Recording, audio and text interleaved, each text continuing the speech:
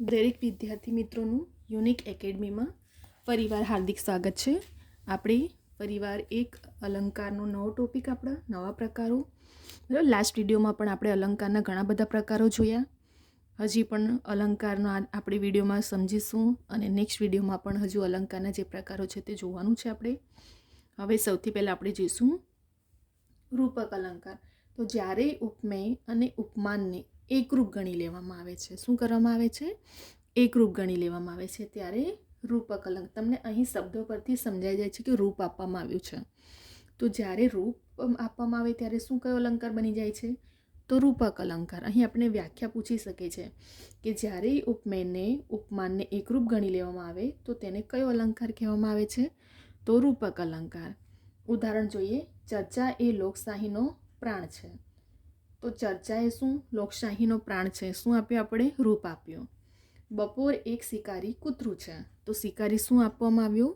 રૂપ આપવામાં આવ્યું.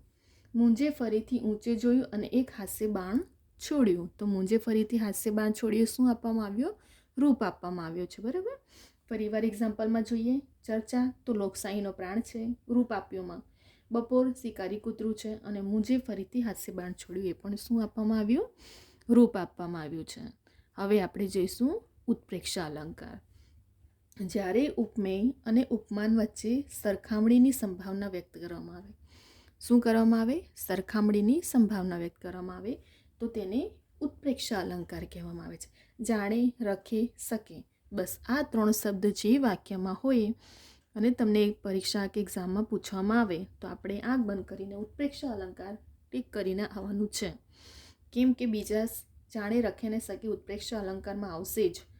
દમયંતીનું મુખ ચંદ્ર જાણે, દેવોના ધામ જેવું જાણે હિમાલય, કાયાના સરોવર જાણે હેલે ચડ્યા. ત્રણે ત્રણ વાક્યમાં શું આવ્યું છે? જાણે, જાણે, જાણે. બરાબર, એટલે ત્રણ શબ્દ આવે એટલે ઉત્પ્રેક્ષા અલંકાર બની જાય છે. આપણે સરખામણીની સંભાવના વ્યક્ત કરવામાં આવે છે એટલા માટે આ ત્રણ શબ્દો ઉપયોગ થાય છે. ત્યાર પછી આવે છે આપણો વ્યક્તિરેક અલંકાર. તો વ્યક્તિરેક અલંકારની વ્યાખ્યા શું છે? જ્યારે ઉપમેયને ઉપમાન કરતાં ચડિયાતું દર્શાવવામાં આવે. શું કરવામાં આવ્યું છે?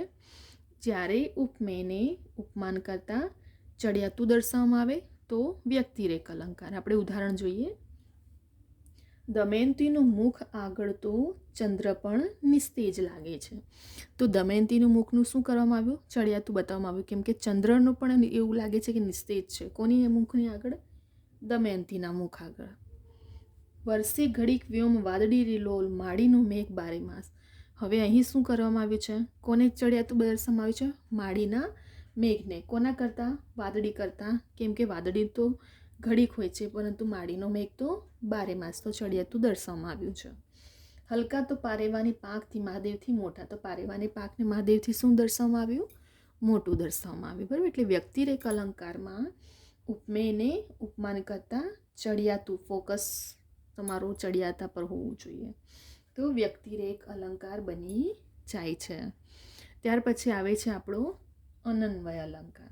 એકની એક વસ્તુ ઉપમેય અને ઉપમાનના સ્થાને એક જ વાક્યમાં આવે તો તેને અનન્વય અલંકાર કહેવામાં આવે છે. બરાબર. એટલે આપણે ઉદાહરણ જોઈશું એટલે તમને સમજ પડશે.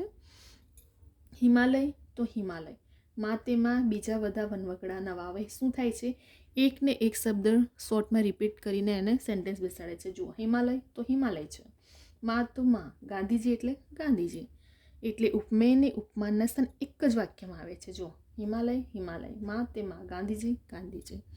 બરાબર. તો કયો અલંકાર બની જાય છે? આપણો અનન્વય અલંકાર બની જાય છે. બરાબર. આપણે ફરી એકવાર શોર્ટમાં રિવિઝન કરી લઈએ. સૌથી પહેલાં જોઈશું રૂપક. મેં તમને પહેલાં પણ સમજાવ્યું કે જેને રૂપ આપી દેવામાં આવે છે, જે ઉપમેયને ઉપમાનને એકરૂપ ગણી લેવામાં આવે તો રૂપક અલંકાર બની જાય. ચર્ચા એ લોકશાહીનો પ્રાણ છે. તો લોકશાહી એને શું આપવામાં આવ્યું? રૂપ આપવામાં આવ્યું છે, પ્રાણ. બપોર શિકારી કૂતરું છે. તો શિકારી કૂતરું એને શું આપવામાં આવ્યું? રૂપ. ત્યાર પછી એક હાસ્ય બાણ મુંજે છોડ્યું, તે પણ શું આપવામાં આવ્યું હતું? રૂપકમાં, રૂપ. હવે જોઈશું ઉત્પ્રેક્ષા. ઉપમેય ઉપમાન વચ્ચે સરખામણીની, જેવી તમે તમને કીધું એ જાણે, રખે, શકે, એના સિવાય બીજું કશું નથી ઉત્પ્રેક્ષામાં. જ્યાં પણ વાક્યમાં જાણે આવે એટલે આપણે ઉત્પ્રેક્ષા. પરંતુ એક્ઝામમાં પેપર સેટર કોમ્પિટિશનને ટફ કરવા માટે મેં તમને ઘડી ઘડી રિપીટ કરું છું કે આપણે માઇન્ડસેટ સમજવું પડશે. કોમ્પિટિશન બહુ હાઈ છે. તમને મેરિટમાં આવું છે તો એક માર્ક્સ તમારા માટે બહુ ઇમ્પોર્ટન્ટ છે.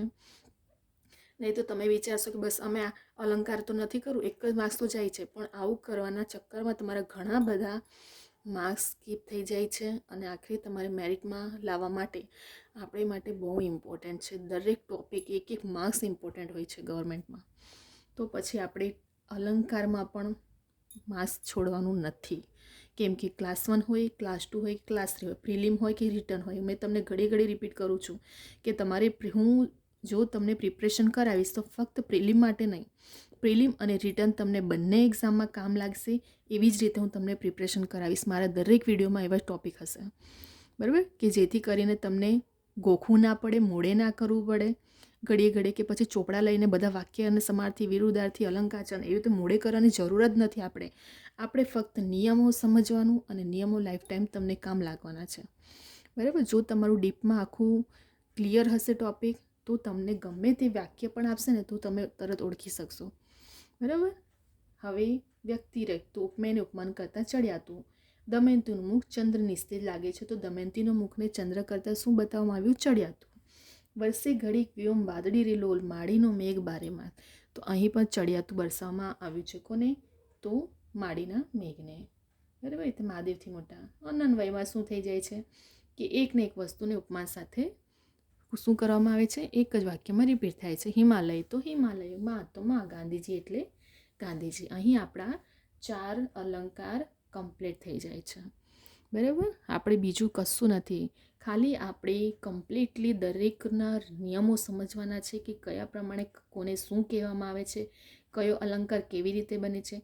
તમારે દરેક વિદ્યાર્થી મિત્રોએ એક નોટબુક પેનમાં કાં તો તમે સ્ક્રીનશોટ લઈ શકો છો, બરાબર. રિવિઝન માટે એક્ઝામના ટાઈમે કામ લાગે એટલે આ બધા પોઈન્ટને તમે નોટ કરી લેજો. એક્ઝામના દિવસે ખાલી એક વખત તમે જો ઉદાહરણ લખીને લખશો ને અને વ્યાખ્યા લખશો તો તમને વધારે કમ્પ્લીટ સમજ પડશે, બરાબર. કેમ કે આપણે ઉદાહરણ આપીને હોય તો ફટાફટ આપણને એ ટાઈમે રિવિઝન કરવાનું રહેશે ખાલી. તો દરેક વિદ્યાર્થી મિત્રો આપણે અહીં અલંકારના 4 ટોપિક કમ્પ્લીટ કરી દીધા. હવે નેક્સ્ટ વિડીયોમાં પણ આપણે લઈને આવશું. અહીં આપણો કમ્પ્લીટ થાય છે આ વિડીયો. જો વિદ્યાર્થી મિત્રો તમને આ વિડીયો ગમે તો લાઈક, શેર, સબસ્ક્રાઈબ કરો. બીજા બધા વિદ્યાર્થી મિત્રોને પણ શેર કરો. ઘણા બધા વિદ્યાર્થી મિત્રો હું ફરી વાર રિપીટ કરું છું અને અગેન એન્ડ અગેન હું આ વાતને કહું છું કે દરેક વિદ્યાર્થી મિત્રો નથી એફોર્ડ કરી શકતા કોચિંગ, તો આપણે દરેક વિદ્યાર્થી મિત્રોને હેલ્પ કરીએ અને આ વિડીયોને શેર કરીએ જેથી કરીને દરેક સ્ટુડન્ટ સુધી આ ટોપિક મળી જવું જોઈએ, બરાબર. દરેકને ગવર્મેન્ટ જોબ મળે, બરાબર. આપણે એવી હેલ્પ કરીએ બધાને અને આપણે નેક્સ્ટ વિડીયોમાં પણ ઘણા બધા આવા ટોપિકો લાવશું, બરાબર, જેથી કરીને તમને એક્ઝામમાં કામ લાગે અને મેરિટમાં એક પણ માર્ક્સ સ્કીપ ના થાય તમારો, બરાબર. હવે આપણે અહીં વિડીયોને સ્ટોપ કરીએ છીએ. હવે આપણે નેક્સ્ટ વિડીયોમાં બીજા બધા અલંકારના પ્રકારને લઈને આવશું.